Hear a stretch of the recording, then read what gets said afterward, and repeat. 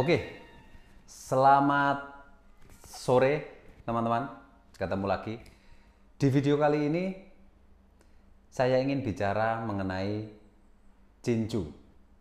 Ya, teman-teman mungkin sudah pernah dengar, kalau mungkin yang engineer atau calon-calon insinyur kapal atau siapa aja mungkin jarang mendengar kata cincu ini. Tapi saya yakin teman-teman pelaut di sini sudah sering mendengar, bahkan mungkin pernah lihat benda apa sih cincu ini atau makhluk apa sih cincu ini gitu. Nah, di video kali ini saya ingin bicara mengenai itu. Pertama, kita akan cari tahu dulu definisi cincu. Kenapa dia disebut cincu? Ya.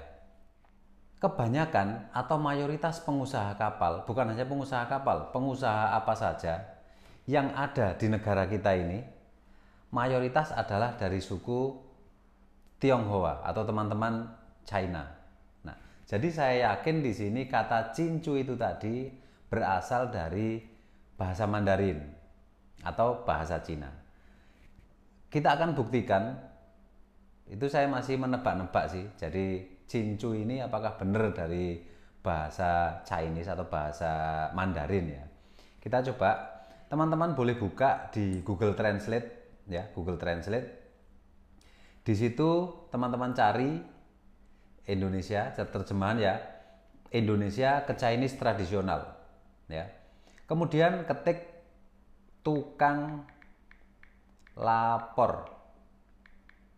Nah, tukang lapor. Oke, kemudian oke. Nah, lalu di tulisan di atas tulisan Chinese itu ada lambang speaker. Coba teman-teman tekan di situ, kira-kira bunyinya apa? Kita tekan ya.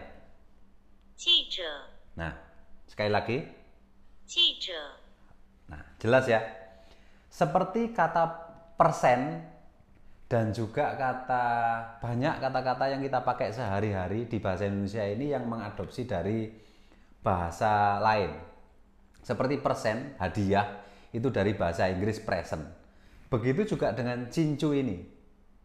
Itu dari bahasa Mandarin yang seperti tadi bunyinya, saya tidak bisa menirukan, saya hanya bisa menirukan yang sudah umum yaitu cincu, yang artinya adalah tukang lapor, seperti itu.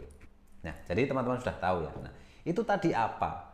Lalu sekarang siapa sih? Cincu ini siapa dan di mana? Ya. Apakah hanya di kapal saja atau di darat juga? Nah, menurut pengalaman saya, yang namanya cincu atau tukang lapor itu tadi tidak hanya ada di kapal, di darat juga ada. Teman-teman bekerja di mana aja, bukan hanya industri galangan kapal, semua lini industri itu pasti ada tukang lapor. Orang-orang yang memang mencari mencari perhatian kepada atasannya atau pemilik perusahaan, mentok-mentoknya ya, itu suka lapor. Dan yang dilaporkan itu adalah kegiatan teman-teman bekerjanya gitu. Jadi tidak hanya di laut, tidak hanya di kapal, di darat juga ada. Baik itu di kantor, di lapangan, tempat bangun kapal itu juga ada. Cincu ya. Mungkin lebih umumnya cincu itu disebutnya di kapal. Tapi di darat juga ada. Kalau melihat dari definisinya tadi atau artinya tadi, tukang lapor. Itu siapa dan di mana. Nah, sekarang yang berikutnya yaitu bagaimana cincu itu bisa ada di kapal atau di darat. Itu ada dua kemungkinan. Kemungkinan pertama itu terjadi secara alami. Jadi misalnya nih, saya sebagai kru kapal, kita ada 10 orang, kita bekerja sama-sama, di situ ada kapten, ada KKM, dan sekali lagi ya, cincu ini jabatannya bisa macam-macam di kapal. Ini saya ambil contoh di kapal. Kalau di darat juga tentunya macam-macam juga. Cincu ini jabatannya bisa macam-macam. Artinya bukan satu orang memiliki banyak jabatan, tidak. Di kapal itu kan ada oiler, ada AB, ada chief engineer, ada jurumudi, ada nahkoda. Beberapa jabatan di kapal itu bisa saja salah satunya itu cincu atau tukang lapor itu. Nah, bagaimana cincu itu bisa ada di kapal? Itu ada dua kemungkinan. Saya kembali lagi ke bagaimana tadi ya. Jadi habis apa, siapa, sekarang bagaimana. Bagaimana cincu ada di kapal? Ada dua kemungkinan. Yang pertama itu terjadi secara alami. Contohnya begini, yaitu tadi ada 5 orang bekerja sama-sama. Kemudian saya misalnya, oke lah saya ambil contoh saya saja. Saya sebagai cincunya di kapal itu misalnya, ini secara alami. Saya bekerja, hari-hari saya bekerja, tiap bulan dapat gaji. Saya melihat orang tidur, melihat orang nyuri minyak, melihat orang ini. Terus saya punya ide.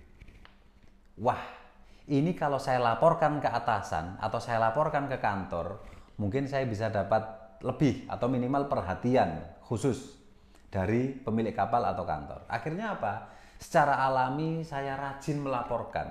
Bos, itu si A tiap pagi jam 9 tidur. Bos, itu si B kerjanya cuma duduk-duduk aja. Bos, itu si C kerjanya hanya ini. Atau bos ini suka keluar, ini suka itu. Pokoknya semua kegiatan orang yang ada di kapal itu dia laporkan ke kantor atau ke manajemen. Nah, itu terjadi secara alami. Akhirnya si kantor ini karena kebiasaan melapor, akhirnya dia dipercaya. Bahkan ketika dia tidak melapor, dia akan ditanya, gimana kondisi kapal? Nah, itu cincu yang terjadi yang ada secara alami. Jadi awalnya sama-sama bekerja, lama-lama dia karena sering lapor, dia jadi cincu. Kenapa sih seorang cincu ini bisa punya pemikiran? Atau mungkin sebelum dia jadi cincu, punya pemikiran, wah kalau saya laporkan semua kegiatan di kapal ini mungkin saya dapat perhatian. Atau mungkin saya dapat jabatan nanti ketika bos percaya sama saya. Mungkin saya bisa dijadikan manajer, atau kepala operasi, kepala operasional, atau mungkin direktur atau pemilik kapal, kita tidak tahu pikiran mereka. Yang kedua, ada cincu yang memang ditugaskan.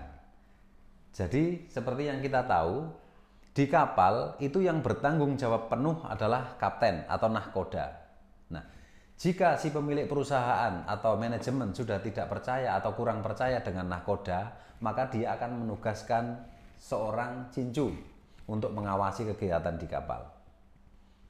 Nah, jadi tapi ini tidak terlalu bahaya, tidak terlalu merugikan ABK atau kru kapal. Karena apa? Ketika dia masuk, dia sudah tahu bahwa dia ini bertugas sebagai cincu. Ya mungkin ada jabatan lain di kapal, tapi dia sudah ditugaskan untuk mengawasi itu.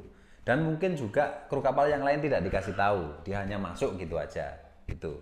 Jadi memang ada yang alami, ada juga yang ditugaskan oleh perusahaan. Itu cincu, bagaimana cincu ada di kapal atau di darat. Begitu juga dengan di darat, ketika kita bekerja macam-macam, ada kesalahan dikit dilaporkan, kemudian ada kekeliruan atau hal-hal yang lain yang menurut dia tidak bagus dilaporkan, atau dia juga lapor karena ingin mendapatkan perhatian lebih dari pemimpinnya, sehingga mengada-ada yang benar pun jadi salah, seperti itu. Itu adalah cincu. Dengan adanya cincu ini, apakah murni dia merugikan ABK, hanya menguntungkan perusahaan? Tidak. Jadi dengan adanya cincu ini sebenarnya kru kapal juga ada sedikit dibantu lah. Contohnya begini, misalnya ada AB ya, AB atau oiler yang memerlukan sesuatu, dan dia tidak bisa menyampaikan langsung ke manajemen, dia bisa lewat cincu. Ya misalnya, bro, mas, om, saya perlu ini, tolong sampaikan ke manajemen. Itu bisa. Itu hal positif atau positifnya bagi ABK. Tapi kalau kita lihat di kondisi aktualnya di pekerjaan teman-teman pelaut itu, yang saya lihat sepertinya cincu ini terlalu banyak dampak negatifnya bagi teman-teman ABK. Nah, tentunya bagi pengusaha cincu ini ya seneng aja, karena mereka jadi dapat diawasi secara langsung di situ, seperti itu. Nah, yang paling bahaya atau yang paling merugikan atau yang paling apa ya bahasanya ya, yang paling tidak disukai oleh ABK ini adalah cincu yang terjadi secara alami itu. Karena hari-hari merokok sama kita, ngopi, bercanda, karaoke di kapal sama kita, nggak taunya dia ngawasin kita. Itu yang bahaya. Bahayanya apa? Karena setiap tindakan kecil kita itu akan sampai ke manajemen atau sampai ke perusahaan. Jadi di sini teman-teman mungkin bisa menyimpulkan sendiri ya, kira-kira dengan adanya cincu di kapal itu menguntungkan enggak? Oke, itu saja video kali ini. Jadi tidak ada manfaatnya ya. Dan kalau tanya, sebaiknya jangan tanya lah, jangan komen. Komen boleh hanya ketawa, WKWK atau hahaha boleh. Jangan tanya yang lain, karena saya tidak mau membahas masalah cincu ini lebih jauh ya. Masih banyak video-video saya yang dikomentari atau bisa ditanyakan dan lebih bermanfaat. Oke, itu saja. Mudah-mudahan menghibur, karena ini konten kali ini tidak bermanfaat. Terima kasih. Assalamualaikum warahmatullahi wabarakatuh.